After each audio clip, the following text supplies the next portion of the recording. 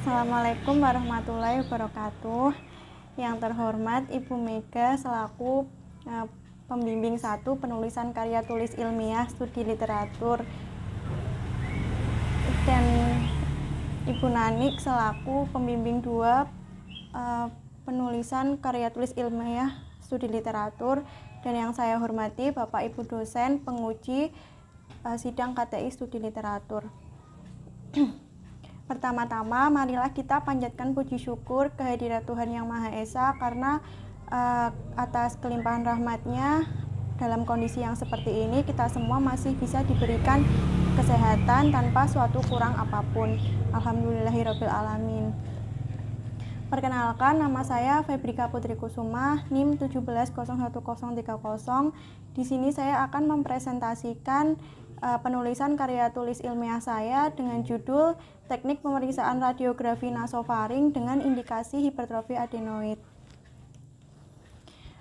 Nah, jadi latar belakang saya mengambil judul ini adalah berdasarkan studi pendahuluan terhadap 3 pustaka, yaitu 1 textbook dan 2 jurnal internasional mengenai teknik pemeriksaan radiografi nasofaring dengan indikasi hipertrofi adenoid. Peneliti menemukan perbedaan yang signifikan dalam metode penelitian yang digunakan dalam ketiga pustaka. Pustaka yang dimaksud adalah 1 textbook, yaitu textbook Ballinger tahun 2012 dan 2 jurnal internasional, jurnal yang ditulis oleh Somayaji pada tahun 2012 dan jurnal yang ditulis Rout pada tahun 2013. Ketiga pustaka memiliki persamaan, yaitu sama-sama menggunakan teknik pemeriksaan nasofaring proyeksi lateral untuk mengevaluasi daerah nasofaring dengan indikasi hipertrofi adenoid. Perbedaan ketiga pustaka yaitu terdapat pada tujuan penelitian dan metode penelitian yang digunakan. Berdasarkan latar belakang, peneliti mengangkat 1 rumusan masalah, yaitu bagaimana teknik pemeriksaan radiografi nasofaring dengan indikasi hipertrofi adenoid menurut kajian textbook Ballinger, Somayaji, dan Rout. Masuk ke bab 2, yaitu tinjauan pustaka.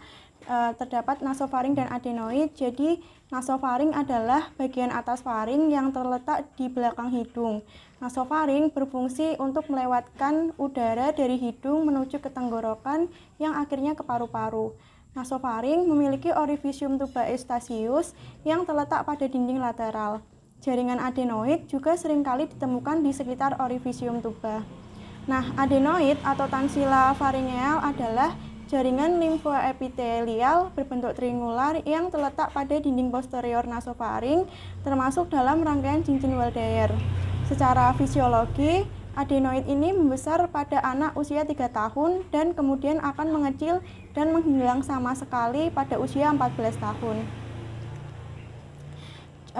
Di sini adalah gambar potongan sagital wajah dan leher. Jadi amandel atau adenoid itu berada pada nomor 2 dan nasofaring berada pada nomor 3. Hipertrofi adenoid, jadi salah satu kelainan yang mungkin terjadi pada kelenjar adenoid adalah hipertrofi adenoid. Hipertrofi adenoid adalah peradangan jaringan limfoid pada dinding posterior nasofaring. Hipertrofi adenoid diakibatkan oleh pertumbuhan jaringan nasofaring, yaitu bagian atas dari faring yang berhubungan dengan saluran hidung. Jika terjadi hipertrofi adenoid, maka nasofaring yang sebagai penghubung udara, inspirasi dan sekresi sinonasal yang mengalir dari kavum nasi ke orofaring akan mengalami penyempitan atau sehingga ruangnya itu menjadi mengecil. Juga akan mengalami resonansi saat berbicara serta gangguan drainase. Ini adalah anatominya. Yang nomor 1 adalah nasal cavity, yang kedua adenoid, yang ketiga eustachian tuba opening atau tuba eustachius, yang keempat itu adenoid mengalami pembesaran sehingga dia menutup jaringan saluran inspirasi tadi. Menurut Ballinger 2012, untuk menampakkan hipertrofi adenoid, maka pemeriksaan terbaik yang dapat dilakukan adalah pemeriksaan radiografi nasofaring proyeksi lateral dengan teknik soft tissue. Posisi pasiennya yaitu pasien berdiri erect di depan bukisten menghadap ke arah lateral. Posisi objeknya yaitu mid sagittal plane, ditempatkan sejajar dengan kaset atur kedua bahu simetris, atur daerah faring-laring pada pertengahan kaset, bahu ditekan dan kedua tangan diletakkan di belakang tubuh, pandangan lurus ke depan. Sentrale yaitu horizontal tegak lurus terhadap kaset, titik bidiknya 1 inci di bawah meatus acousticus externus atau setara dengan 2,5 cm di bawah MAE. FFD yaitu 180 cm, eksposi dilakukan pada saat fonasi huruf fonasi vokal atau dia mengucapkan I. Kriteria radiograf yaitu tampak gambaran soft tissue faringolaringeal, tidak superposisi bahu dengan laring, dan terdapat gambaran udara pada daerah laring dan faring. Menurut jurnal pertama yang ditulis Somayachi tahun 2012 dengan judul Significance of Adenoid Nasopharyngeal Ratio in the Assessment of Adenoid Hypertrophy in Children, jurnal ini dipublikasi oleh Research in Otolaryngology, menyebutkan bahwa diagnosis hipertrofi adenoid dapat ditegakkan berdasarkan pemeriksaan fisik, pemeriksaan radiodiagnostik, dan endoskopi. Tujuan penelitian Somayachi ini adalah untuk mengetahui signifikasi rasio nasofaring adenoid yang diperoleh dari radiograf lateral nasofaring untuk memutuskan opsi perawatan bedah adenoid dan mengkorelasikan gejala dengan ukuran relatif adenoid nasofaring. Metode penelitian yang digunakan yaitu menggunakan sampel 100 anak-anak dengan 62 laki-laki dan 38 perempuan yang mengalami obstruksi nasal bilateral karena hipertrofi adenoid dan mengalami mouth breathing atau bernafas melalui mulut. Sampel penelitian digunakan pada kelompok usia 4-12 tahun.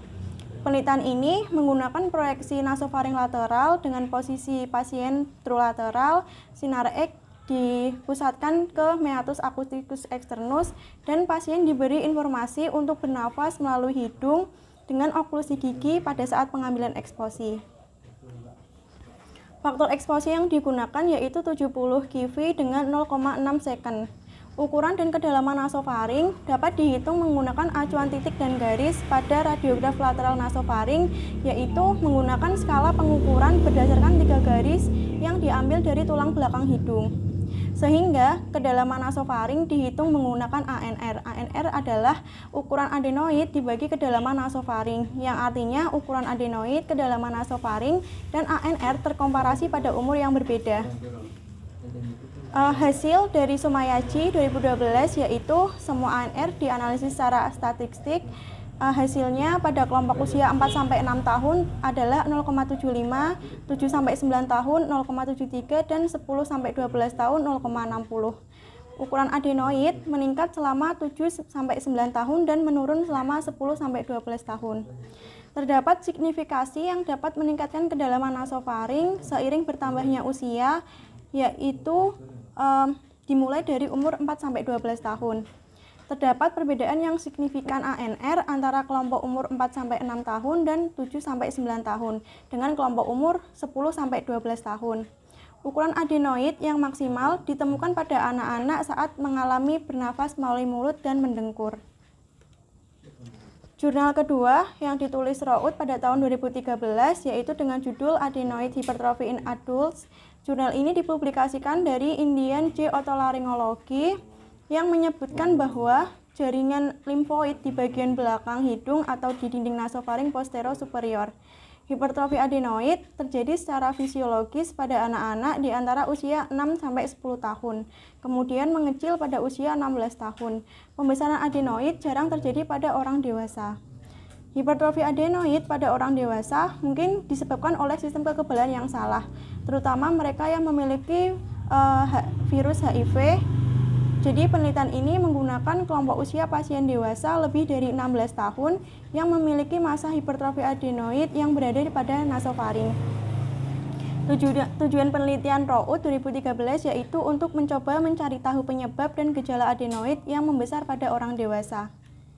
Metode penelitian yang digunakan yaitu pasien yang mengunjungi poli-THT yang dikategorikan menjadi dua, yaitu pasien yang mengalami obstruksi nasal unilateral maupun bilateral. Metode penelitiannya yaitu dilakukan fotosinar proyeksi lateral nasofaring untuk melihat hipertrofi adenoid. Posisi pasien berdiri erek dengan leher ekstensi dan diberi informasi untuk membuka mulut pada saat eksposi yang bertujuan untuk memvisualisasi bayangan dari adenoid. Jalan napas palatal yang dievaluasi. Tingkat obstruksi nasofaring dengan menilai rasio diameter bayangan adenoid. Diameter nasofaring ringan jika kurang dari 50% jalan napas palatal terhambat, obstruksi sedang jika 50% terhambat tetapi tidak sampai 100%, dan obstruksi nasofaring berat jika tidak ada kolom udara yang terlihat di ruang hidung. Hasil dari penelitian ini adalah kejadian hipertrofi adenoid meningkat karena alergi, infeksi kronis, dan keganasan. Polusi dianggap sebagai faktor predisposisi karena terkait dengan infeksi HIV yang sekarang meningkat di seluruh dunia.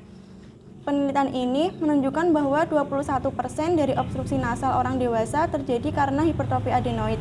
Laki-laki lebih sering terlibat daripada perempuan, mungkin karena laki-laki sering kegiatan di luar rumah dan lebih banyak terpapar polutan. Kelompok umur yang terlibat adalah 16-25 tahun yang mengalami hipertrofi adenoid yang dikaitkan dengan infeksi alergi. Kasus infeksi karena alergi menurun pada 33,3%, yaitu kasus infeksi ascending pada 20% kasus dan alergi rinitis pada 30 kasus. Tumor sinonasal ganas dan infeksi HIV jarang terjadi, yaitu hanya 3,3%. Pada bab 3 yaitu metode penelitian, jadi jenis penelitian yang digunakan yaitu jenis penelitian kualitatif dengan pendekatan studi literatur review. Tujuannya untuk mengetahui teknik pemeriksaan nasofaring dengan indikasi hipertrofi adenoid. Waktu pengambilan data dilakukan pada Juni sampai September 2020. Metode pengambilan data dibagi menjadi dua, yaitu berdasarkan kriteria kelayakan dan kriteria inklusi. Pengolahan data dan analisa data dibagi menjadi tiga, yaitu yang pertama merangkup literatur, yang kedua melakukan penyajian data, dan yang ketiga penarikan kesimpulan. Bab 4 hasil dan pembahasan hasil, kita bisa melihat tabel di samping tabel Ballinger, Sumayaji, dan Rout. Pembahasan, jadi menurut Ballinger 2012 pemeriksaannya yaitu titik bidik berada di 1 inci di bawah MAE, eksposi dilakukan saat fonasi huruf vokal dan menggunakan teknik soft tissue. Sedangkan menurut Sumayaji 2012 terdapat kekurangan, yaitu penggunaan pada titik bidik, pemberian informasi pada saat eksposi, dan penggunaan TV yang tinggi. Beberapa gambar dan beberapa tabel tidak diberi keterangan seperti pada tabel dan gambar pada bagian hasil. Tabel pada jurnal masih berisi garis-garis vertikal. Kelebihan pada jurnal Sumayaji yaitu menggunakan teknik pemeriksaan radiografi nasofaring proyeksi lateral sebagai indikator untuk mencari rasio hipertrofi adenoid. Bagian hasil banyak diberikan gambaran-gambaran seperti tabel dan diagram, membuat pembaca lebih mudah memahami hasil dari penelitian jurnal. Pada jurnal Rout 2013, kekurangannya yaitu teknik pemeriksaan nasofaring khususnya saat pemberian informasi ketika eksposi berlangsung, dan jurnal tidak banyak memiliki gambar atau diagram. Sedangkan kelebihannya yaitu menggunakan teknik radiografi nasofaring proyeksi lateral sebagai indikator menilai obstruksi hipertrofi adenoid. Tabel pada jurnal juga sudah tidak berisi garis-garis vertikal, melainkan hanya berisi garis-garis horizontal. Menurut penulis, untuk mengevaluasi nasofaring dengan indikasi hipertrofi adenoid menggunakan pemeriksaan yang sama, yaitu menggunakan teknik pemeriksaan radiografi nasofaring proyeksi lateral. Tetapi, dari ketiga pustaka terdapat beberapa metode yang berbeda. Metode yang berbeda terletak pada teknik pemeriksaan radiografi nasofaring, yaitu saat pemberian informasi pasien saat eksposi dan metode pengukuran hipertrofi adenoid. Sehingga teknik pemeriksaan nasofaring yang efektif menurut penulis adalah jurnal yang ditulis oleh Rout pada tahun 2013. Karena pemberian informasi kepada pasien saat eksposi lebih tepat, yaitu eksposi dilakukan dengan membuka mulut atau open mouth dan kepala diekstensikan. metode pengukuran hipertrofi adenoid yang digunakan juga mudah, yaitu dengan menilai rasio diameter bayangan adenoid. Bab 5, kesimpulan dan saran. Kesimpulan, menurut Ballinger 2012, teknik pemeriksaan nasofaring proyeksi lateral dengan teknik soft tissue yaitu untuk menilai pembesaran adenoid. Titik bidik berada di 1 inci di bawah MAE dan dilakukannya fonasi huruf vokal saat eksposi.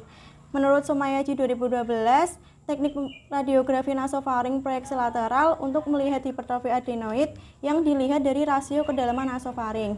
Eksposi dilakukan bernafas melalui hidung dengan oklusi gigi. Menurut Rao 2013, foto nasofaring proyeksi lateral untuk melihat hipertrofi adenoid, eksposi dilakukan yaitu membuka mulut dan mengekstensikan kepala.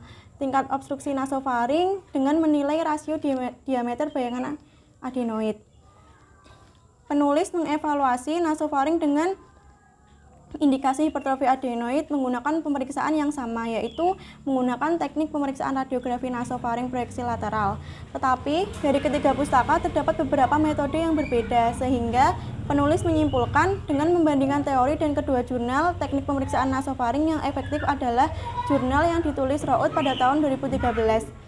Saran dari penulis yaitu lebih memperhatikan teknik pemeriksaan radiografi nasofaring dengan indikasi hipertrofi adenoid, khususnya pada pemberian informasi pasien pada saat eksposi dan pengukuran hipertrofi adenoid agar lebih tepat dalam penghitungan rasio adenoid.